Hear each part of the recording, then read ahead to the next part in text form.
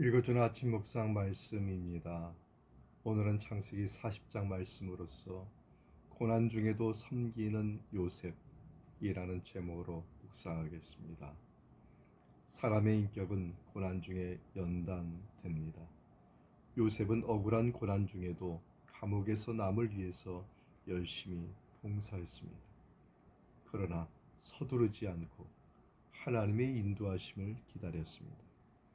이렇게 요셉의 감옥 생활은 고난받는 자들의 모범이 되고 있습니다. 그럼 우리도 고난의 현장에서 어떤 삶을 살아야 믿는 자들의 본이 될 수 있는지 본문을 통해서 살펴보겠습니다. 본문 4절 말씀입니다. 친위 대장이 요셉에게 그들을 수종하게 하며 요셉이 그들을 섬겼더라. 그들이 갇힌 지 여러 날이라. 본문의 말씀을 보면 요셉은 언제나 섬김에 있어서 최선을 다하는 본을 보였습니다. 요셉이 왕의 죄수를 가두는 감옥에 갇혔을 때 바로의 신하 중 술 맡은 관원장과 떡 굽는 관원장이 왕에게 범죄하여 감옥에 들어오게 되었습니다. 이때 시위대장이 요셉에게 그들을 수종들게 하였는데 요셉은 그들을 최선을 다하여 섬겼던 것입니다. 이러한 것을 볼 때 그리스도인은 좋은 환경이나 좋은 여건에만 섬길 수 있는 것이 아닙니다. 모든 상황을 섬김의 기회로 알고 보디발의 집에서 섬김의 자세로 생활하였던 요셉과 같이, 그리고 감옥에서도 요셉은 그 섬김을 포기하지 않은 것 같이 그리스도인의 삶이 이러한 삶이 되어야 되지 않을까요? 우리는 성경에서 요셉뿐만 아니라 많은 신앙의 선조들이 섬김으로 말미암아 하나님의 은혜를 받은 사건을 볼 수 있습니다. 대표적인 사람이 아브라함이죠. 그가 부지 중에 나그네를 섬겼더니 아들이 태어날 것이란 기쁜 소식을 받았고 장래에 소돔과 고모라가 멸망할 것이라는 그 비밀도 알게 된 것입니다. 우리는 좋은 여건이 아니라고 하여 또는 교만한 자존심 때문에 내가 섬겨야 할 사람을 섬기지 못하고 있지는 않습니까? 우리는 가정생활이나 직장생활을 어떻게 하고 있습니까? 하나님께서는 그리스도인들의 바른 섬김을 통하여 당신의 뜻을 이루어 가십니다. 그래서 믿음의 본을 보이는 삶이 되기를 바라며 하나님께 영광 돌리는 삶이 되기를 바라십니다. 두 번째로 생각할 본문이 5절과 6절 말씀입니다. 옥에 갇힌 애굽 왕의 술 맡은 자와 떡 굽는 자 두 사람이 하룻밤에 꿈을 꾸니 각기 그 내용이 다르더라. 아침에 요셉이 들어가 보니 그들에게 근심의 빛이 있는지라. 요셉이 감옥의 문을 열고 들어가 보니까 이 술 맡은 자와 떡 굽는 자의 이 관원들의 얼굴빛이 안 좋은 것이었습니다. 그래서 요셉은 그들에게 관심을 갖고 어떻게 도와야 될지 그는 섬김의 자세를 계속해서 나아가는 것을 볼 수 있습니다. 요셉은 두 사람에게 질문합니다. 당신들은 오늘 어찌하여 근심의 빛이 가득합니까? 이때 관원장들은 꿈을 꾸었는데 그것을 해석할 자가 없다고 대답하는 것이죠. 그러자 요셉은 꿈은 해석은 하나님께 있으니 꿈의 내용을 이야기달라 겸손하게 말했습니다. 먼저 술 맡은 관원장이 자기가 꾼 꿈을 얘기합니다. 그 내용이 9절에서 11절의 말씀인데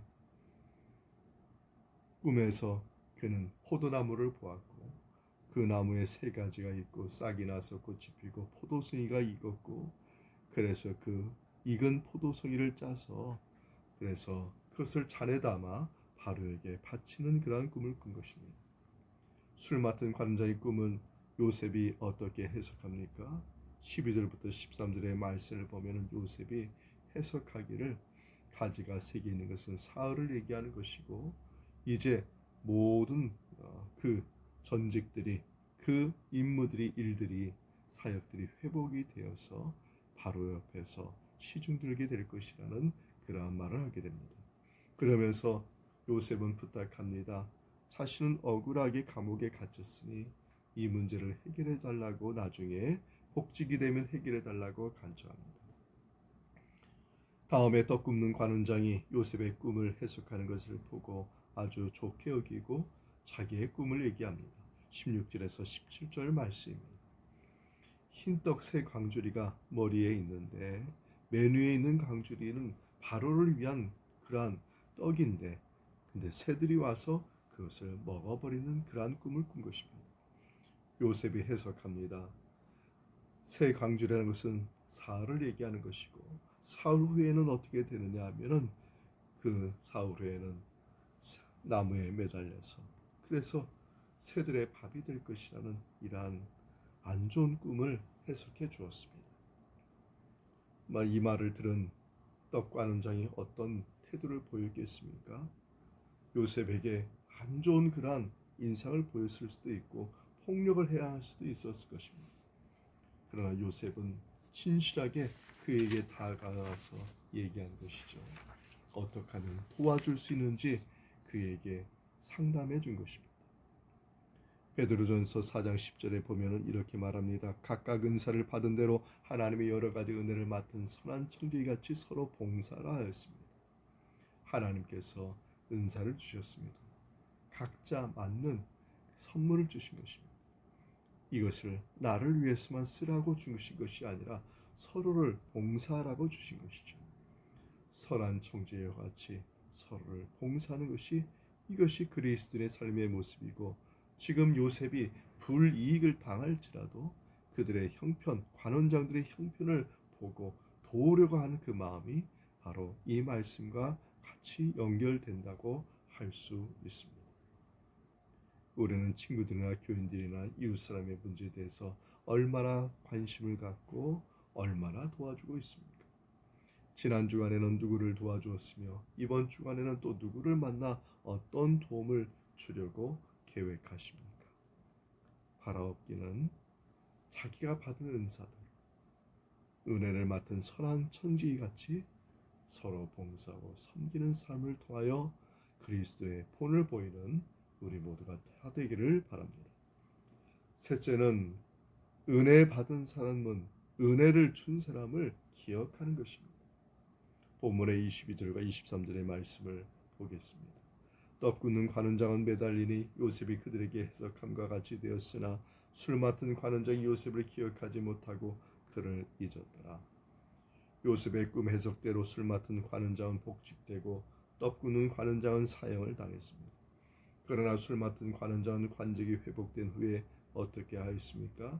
요셉을 잊었습니다. 우리는 은혜를 입은 분들을 잊고 있지는 않습니까? 고난의 때 도와주셨던 분들을 기억하며 기도하고 있습니까?